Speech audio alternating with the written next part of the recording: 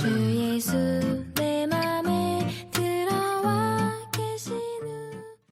네, 성경을 보면은 하나님이 어떤 일을 하실 때 먼저 당신의 백성들에게 먼저 꿈을 꾸게 하시고 그리고 그 일에 헌신하게 하시는 그런 장면들을 많이 봅니다. 그러니까 하나님은 모든 것을 하실 수 있는 분이기 때문에 우리가 비몽사몽간에 아니면 우리도 알지 못하는 그런 상황 속에서 우리를 로봇처럼 움직이셔서 우리로 하여금 어떤 일을 하게 하실 수도 있죠. 하나님은 모든 것이 가능하신 분이니까. 그런데 하나님은 우리 인간을 창조하실 때 본래 그렇게 창조하지 않으셨습니다. 우리가 단순히 본성대로, 단순히 본능대로 그렇게 움직이며 살도록 하지 않으셨습니다. 하나님은 우리를 하나님의 형상으로 창조하셨기 때문에 우리가 선악을 분별하고 그리고 우리가 판단하고 선택하고 결정하는 그런 자유, 그 자유를 주시면서 그 자유를 가지고 하나님을 섬기게 하셨습니다.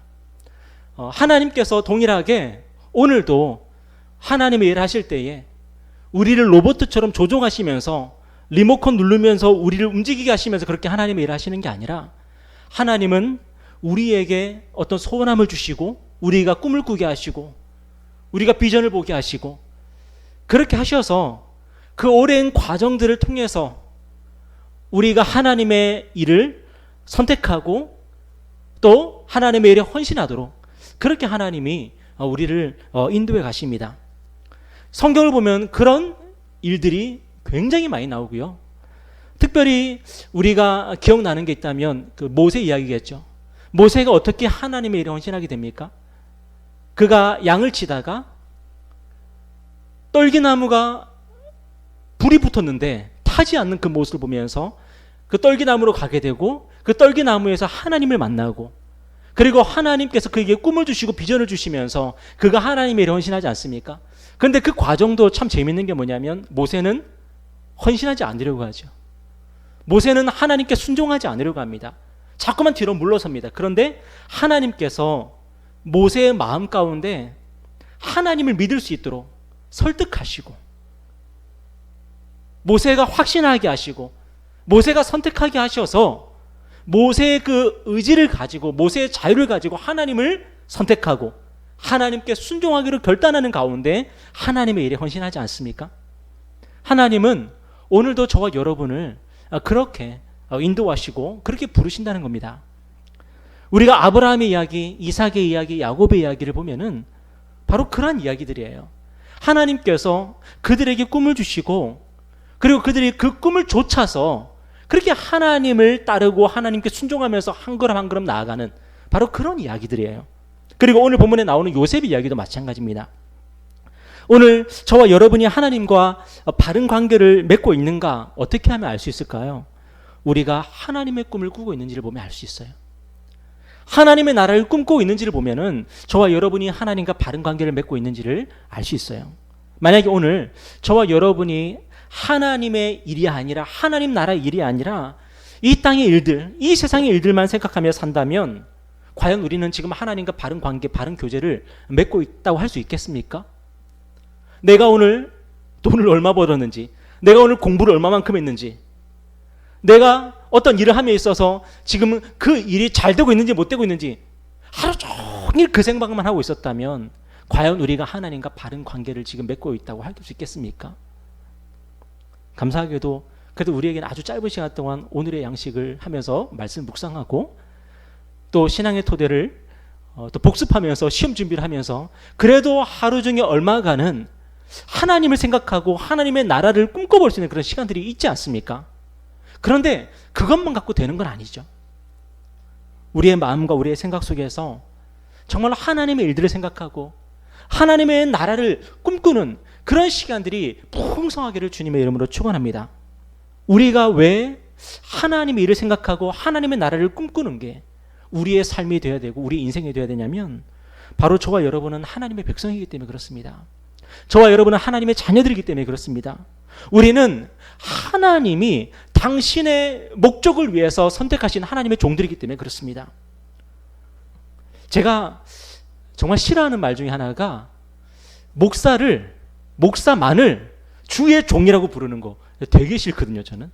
왜냐하면 저만 주의 종이 아니라 여러분도 다 주의 종이에요. 저만 하나님의 나라를 위해서 달려가야 되는 사람이 아니라 여러분 모두가 하나님의 나라를 위해서 달려가야 되는 사람이에요. 여러분이 지금 어떤 삶을 살고 있든지 간에 그 삶은 하나님의 나라를 위해서 하나님이 쓰시는 도구예요. 그런 차원에서 우리가 어떻게 해야 돼요? 먹든지 마시든지 무엇을 하든지 하나님의 영광을 위해서 해야 되는 거죠. 왜냐? 저와 여러분은 하나님의 것이기 때문에 그렇습니다. 하나님이 우리를 창조하실 때에 하나님의 목적을 위해서 창조하신 줄 믿으시기 바랍니다. 저와 여러분을 구원하실 때에 하나님의 영광을 위해서 저와 여러분을 구원하신 줄 믿으시기 바랍니다. 저와 여러분은 하나님의 것이에요. 저와 여러분을 향한 하나님의 계획이 있고 목적이 있어요.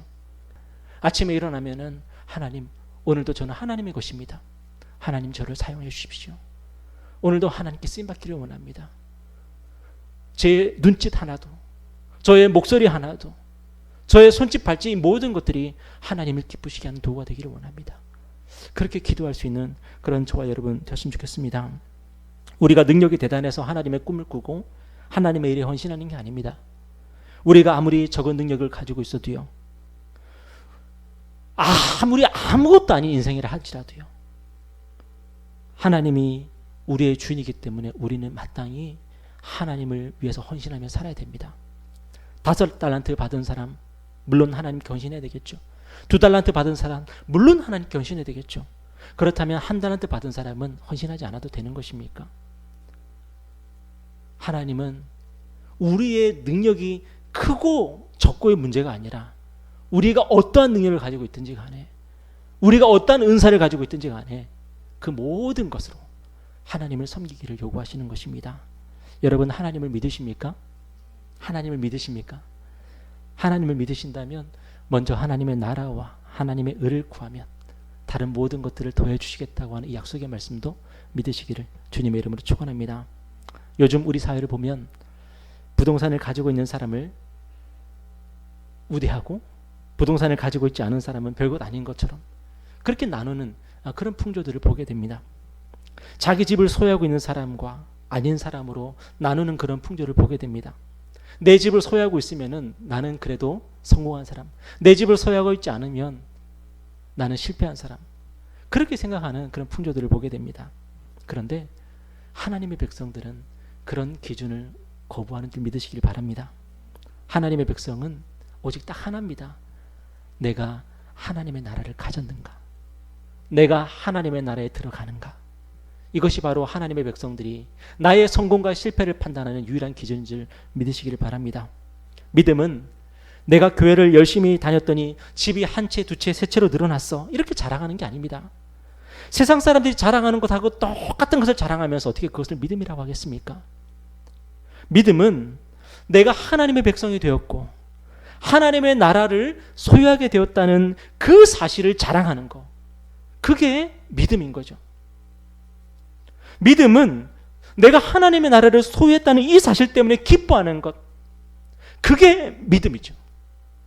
세상의 기준으로 보면은 너 아무것도 아니잖아, 그렇게 사람들에게 손가락질 받을 만한 위치에 있는 사람인데도 불구하고 내가 하나님의 백성입니다, 나는 하나님의 나라를 선물로 받았습니다, 이 사실로 다른 사람을 향해서 자랑할 수 있고 다른 사람에게 떳떳할 수 있다면 이게 진짜 믿음인 것이죠. 너무나도 가난한 인생인데 나는 하나님의 자녀가 되었습니다, 하나님의 나라를 선물로 받았습니다, 이것을 가지고 너무 좋은 차를 타고 다니는 사람들 향해서 자랑하고 그 앞에서 진정으로 기뻐할 수 있다면 그게 진짜 믿음이죠. 믿음은 이 세상은 상상할 수 없는 그러한 일들을 하는 것이 믿음입니다. 이 세상이 바라고 이 세상이 원하고 이 세상이 욕망하는 것을 손에 쥐는 게 믿음이 아니고, 믿음은 이 세상을 거꾸로 볼 수 있는 게 믿음입니다. 오늘 본문을 보면 우리 믿음의 조상들이 어떤 삶을 살았습니까? 우리 믿음의 조상들은요, 나그네의 삶을 살았습니다. 그들은 전세 월세의 삶을 살았습니다. 오늘 1절 말씀 한번 읽어볼까요? 1절입니다. 자, 시작. 야곱이 가나안 땅 곧 그의 아버지가 고려하던 땅에 거주하였으니. 여러분, 아브라함도 그랬고 이삭도 그랬고 오늘 본문의 야곱도 마찬가지입니다. 그들은 자녀들에게 변변한 땅도 물려주지 못했습니다. 그들은 하나님의 택한 백성으로 삶을 살았지만 정작 자식들한테 변변한 땅 제대로 물려주지 못했습니다. 그들은 모두 나그네요 거류민으로서 임차인의 삶을 살았습니다. 그런데 중요한 게 뭐냐면 하나님은 그들에게 하나님의 백성으로서 하나님 나라의 꿈을 꾸게 하셨다는 거예요. 그들은 자녀들에게 땅을 물려주지 못했지만 그들은 하나님의 말씀을 유산으로 남겨주었고 하나님 나라의 꿈을 유산으로 남겨줬던 거예요. 혹시 하나님의 말씀을 듣고 이 땅에서 부동산을 많이 소유하는 그런 꿈을 꾸고 계십니까? 그것은 말씀을 전하는 자가 잘못 전했던지 아니면 듣는 자가 잘못 들었던지 둘 중 하나겠죠. 하나님의 말씀은 우리로 하여금 꿈을 꾸게 하는데 그 꿈은 결코 이 세상에 속한 꿈이 아닙니다. 우리가 이 땅에서 잘 먹고 잘 사는 꿈이 아닙니다. 하나님의 말씀은 우리로 하여금 꿈을 꾸게 하지만 그 꿈은 하나님 나라의 꿈입니다. 여러분, 예수님이 뭐라고 말씀하셨습니까? 내 나라는 이 세상에 속한 것이 아니니라. 예수님이 체포되었을 때에, 예수님이 십자가에 못 박히셨을 때에 사람들은 그가 진짜 메시아인지 아닌지 보기를 원했습니다. 그가 진짜 메시아라면은 그가 12영도 더 되는 그 천사들을 데리고 와서 로마 군대를, 헤롯의 군사들을 다 무찔러 버려야죠. 근데 예수님이 왜 그렇게 안 하셨습니까? 예수님의 나라는 여기에 속한 게 아니기 때문에, 예수님의 나라는 이 세상에 속한 나라가 아니고 예수님의 꿈은 이 세상에 속한 꿈이 아니라는 겁니다. 그래서 제자들하고 자꾸만 트러블이 났던 게 뭐냐면 제자들은 예수님을 따르면서 자꾸만 이 세상에 속한 꿈을 꾸는 거예요. 예수님이 영광 중에 계실 때 제가 오른편, 얘는 왼편 앉혀주면 안 돼요? 자꾸만 이 세상에 속한 꿈을 꾸는 거예요.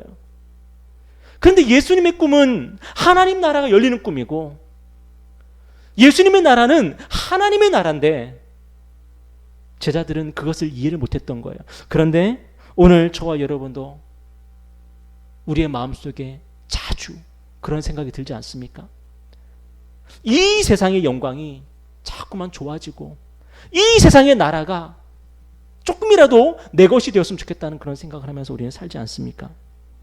여러분, 하나님의 말씀을 다시 듣고 제대로 들어서 정말로 하나님의 나라를 꿈꾸는 저와 여러분 되었으면 좋겠습니다. 그 꿈이 꾸어진다면, 하나님 나라의 꿈이 꾸어진다면 우리의 삶이 바뀔 거예요. 여러분도 아마 청소년기에 그런 거 많이 하셨죠. 교회 가면은 막 꿈을 심어주기 위해서, 비전을 심어주기 위해서 좋은 강사님들 초청해가지고 여러분에게 얼마나 많이 동기부여를 해주셨습니까? 보이즈비 앰비셔스 하면서. 그죠? 왜 그랬습니까? 우리에게 꿈이 없으니까. 어릴 적에 우리의 모습을 보니까 어른들이 막 한탄스럽거든요. 무슨 생각하는지 모르겠고 뭘 위해서 살아가는지 모르겠고 저 자식들한테 꿈이 들어가면 달라지겠지. 그런데 사실은 그게 우리 얘기예요. 지금 여러분, 하나님의 그 꿈을 여러분 꾸고 있습니까? 하나님의 비전을 여러분이 품고 있습니까? 우리가 하나님의 나라의 꿈을 다시 꿀 수 있다면 우리 인생이 바뀔 줄 믿습니다. 우리가 하나님 나라를 꿈꾸는 삶을 산다면 매일매일이 다시 태어난 것 같은 그런 삶을 우리는 살아갈 수가 있는 거거든요. 오늘 본문을 보면은 아브라함, 이삭, 야곱이 꾸었던 꿈을 이제는 누가 꾸게 됩니까? 야곱의 11번째 아들인 요셉이 꿈을 꾸게 됩니다. 그런데 왜 하나님은 하필이면 요셉에게 꿈을 꾸게 하셨을까요? 여러분 생각해 보셨습니까? 야곱에게 12아들들이 있는데 왜 하필이면 요셉이 그 꿈을 꾸게 됐을까요? 오늘 본문을 보면은 그 힌트를 우리가 알 수가 있는데 2절 말씀 한번 읽어볼까요? 2절입니다. 자, 시작. 야곱의 족보는 이러하니라. 요셉이 17세의 소년으로서 그의 형들과 함께 양을 칠 때에 그의 아버지의 아내들 비라와 실바의 아들들과 더불어 함께 있었더니 그가 그들의 잘못을 아버지에게 말하더라. 요셉은 다른 형제들과 함께 양을 치고 있었습니다. 그 중에 야곱의 첩이었던 빌하 그리고 실바의 아들들과 한 팀이 돼서 양을 치고 있었습니다.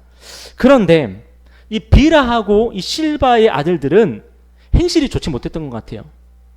그래서 요셉이 그것을 보면은 아버지한테 다 일러 바치는 거예요. 그런데 이때 요셉의 나이가 몇 살이죠? 17세예요. 17살이에요. 여러분, 17살이면은 어립니까? 17살이면은 사리분별 못해요? 여러분 17살 때 어떻게 살았는지 한번 생각해 보세요. 17살이면은 여기 나이가 만인지 아닌지는 잘 모르겠지만 17살이면요. 우리나라 나이로 고1, 2 그리고 좀 더 많이 치면 고3 정도 되는 나이 아니에요? 전혀 사리분별을 못할 나이가 아니에요. 그런데 그런 요셉이 형들의 그런 잘못된 행실을 보고 아버지에게 그걸 다 얘기하고 할 때에 요셉이 무슨 생각으로 그랬을까요? 보통 청소년들은 또래에 소속되려고 하고 또 선배들을 모방하려는 경향이 강하죠. 청소년들이 술, 담배를 하는 이유도 거의 대부분 그런 이유라고 합니다. 소속되고 싶어서 또 모방하고 싶어서 술, 담배를 하는 경향이 많죠. 그런데 요셉은 그 나이에 그가 추구했던 것은 그 집단에 소속되는 게 아니라 그 집단을 모방하는 게 아니라 요셉은 정직한 삶, 의로운 삶, 그 삶을 추구했던 그의 인격을 보게 되죠. 여러분, 이런 마음밭에 하나님 나라의 꿈이 심어지면 어떻게 될까요? 그런 마음밭에 하나님의 꿈이 심어지면 얼마나 잘 자라날 수가 있을까요? 많은 사람들이 하나님 나라 이야기를 합니다. 그런데 많은 경우에 그것은 몽상으로 끝납니다. 그냥 꿈은 꿈으로 끝납니다.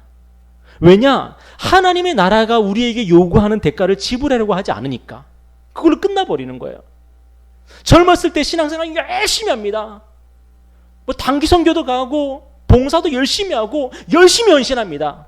그런데요, 직장에 들어가고 뭐 결혼을 하고 자식을 낳고 그렇게 세상을 살다 보면은 젊었을 때 헌신하고 젊었을 때 그렇게 열정을 불태우던 그 믿음은 온데간데 없고 이제는 처자식 먹여 살리고 하루하루 밥벌이하는 그것으로 만족하면서 살아가는 그런 모습들 굉장히 많이 봅니다. 왜 그렇습니까? 하나님의 나라가 요구하는 그 대가가 생기기 때문에 그래요. 젊었을 때 아무것도 없을 때는 그 대가를 지불하는 게 뭔지 모르죠. 저도 그런 기억이 있는데 저도 대학생 때 단기선교를 갔거든요. 갔는데 뭐 제 돈으로 갑니까? 다 모금해가지고 주시는 용돈 받아가지고 그렇게 단기선교를 가는 거예요. 저는 별로 대가도 지불하지 않았어요. 그렇게 단기선교 갔다 오면은 뭐 재밌게 갔다 오죠. 여러분, 그런데요, 나이를 먹으면서 점점 무엇이 생기냐면은 갈등하게 되고 고민하게 되는 그 대가를 지불하게 되는 그런 상황들이 생기는 거예요. 때로는 가정을 볼모로 잡히기도 하고요. 재산을 볼모로 잡히기도 하고요. 임금을 볼모로 잡히기도 하고요. 저의 명예를 볼모로 잡히기도 하고요. 수많은 대가를 지불해야만이 하나님의 나라의 꿈을 꿀 수가 있는 거더라고요. 여러분, 하나님의 나라가 우리에게 요구하는 게 뭡니까? 열정입니까? 열심입니까? 물론 열정도 있어야 되고 열심도 있어야 되겠지만 하나님의 나라가 정말 우리에게 요구하는 게 뭐냐면 의에 줄이고 목마른 마음이에요. 정말로 의에 줄이고 목마른 마음. 왜? 이 세상에서는 볼 수 없는 것들이니까. 이 세상에서는 온통 불의하고 거짓되고 그러한 것들을 보면서 정말 의에 줄이고 목마른 마음으로 하나님의 나라를 얘기하고 하나님의 나라를 꿈을 꾸고 하나님의 나라를 서로 나누고 하면서 그 의를 찾아서 정의를 찾아서 공의를 찾아서 그렇게 한 걸음 한 걸음 나아갈 수 있는 것 아니겠습니까?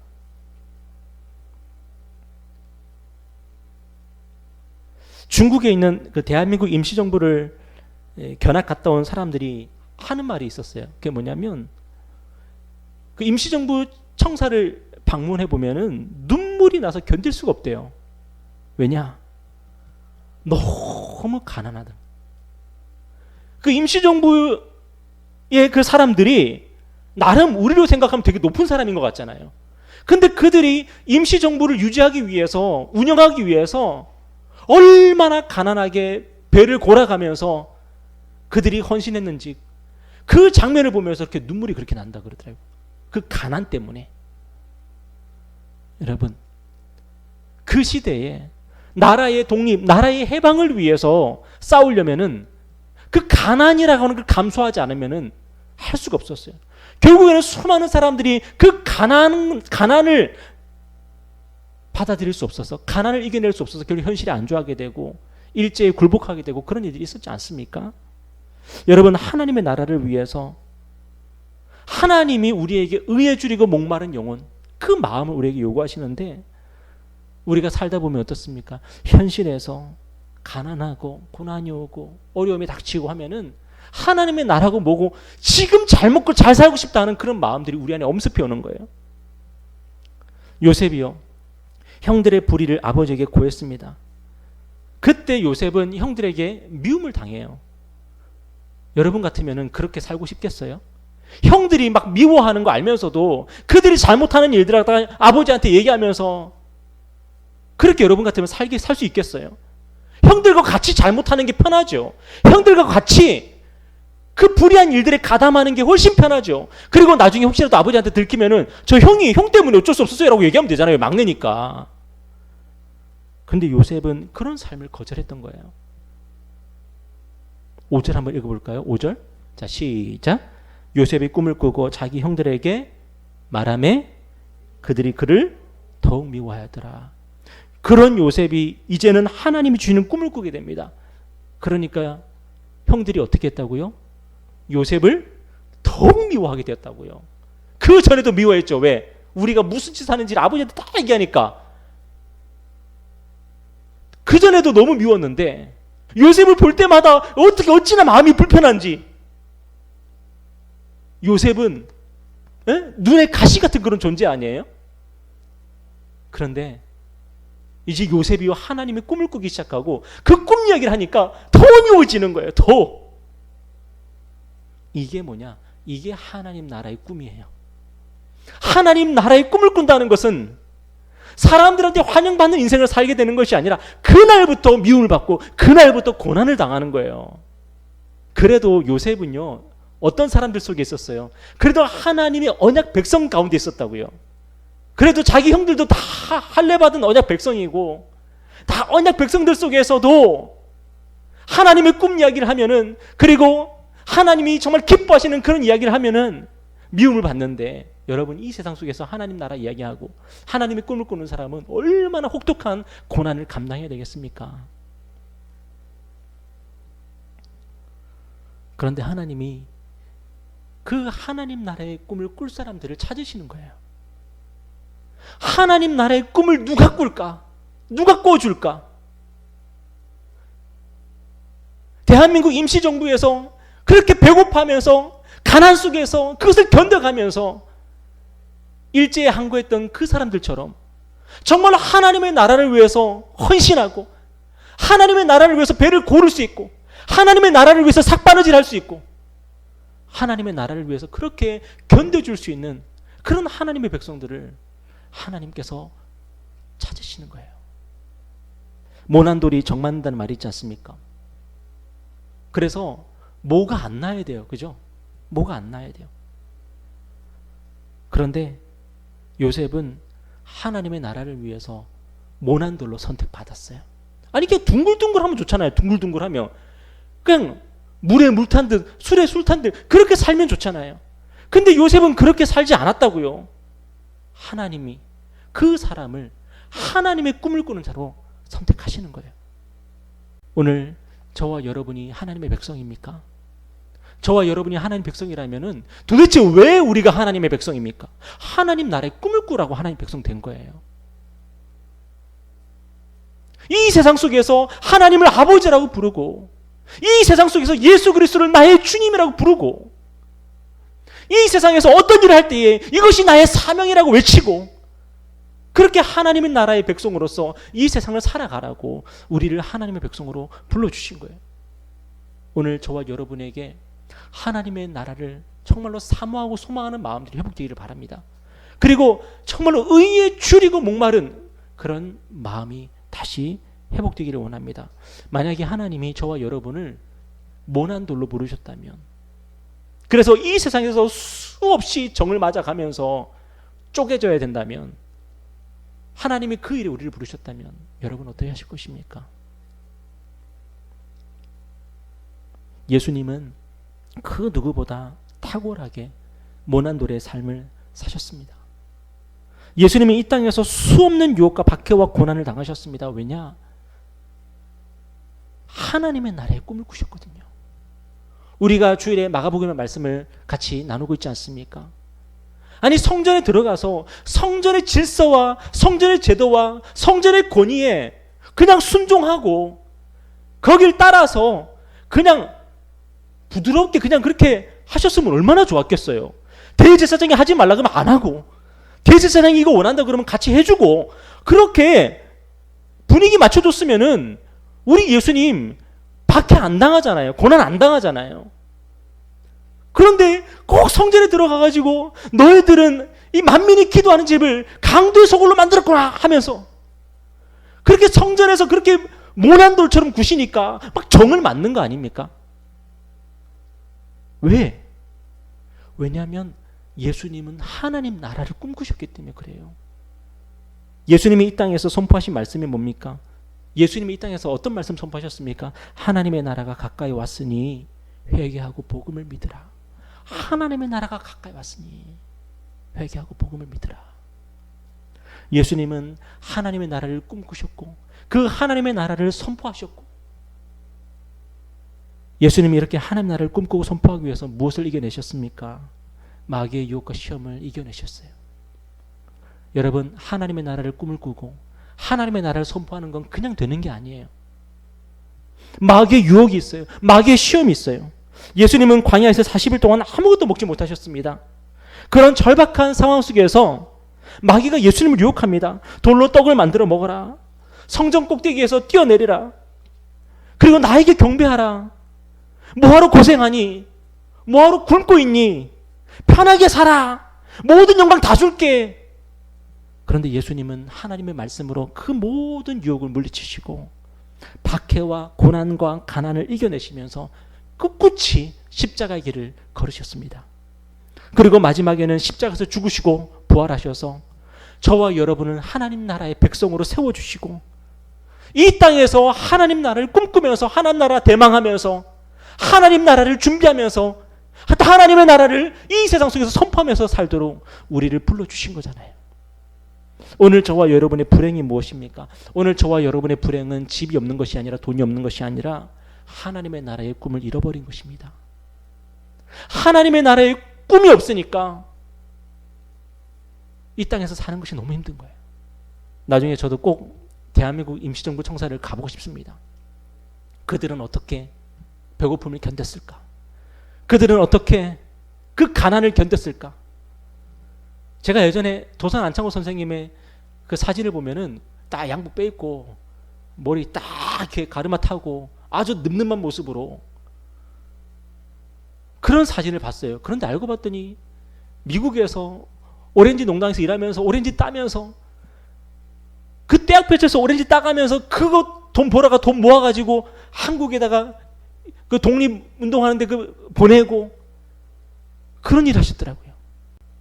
민족을 위해서 일을 해도 가난을 감당하면서 일을 해야 되는데 하나님의 나라를 위해서 일하면서 우리가 어찌 잘 먹고 잘 살면서 하나님의 나라를 우리가 꿈꾸고 그 나라를 우리가 선포하면서 살 수 있겠습니까?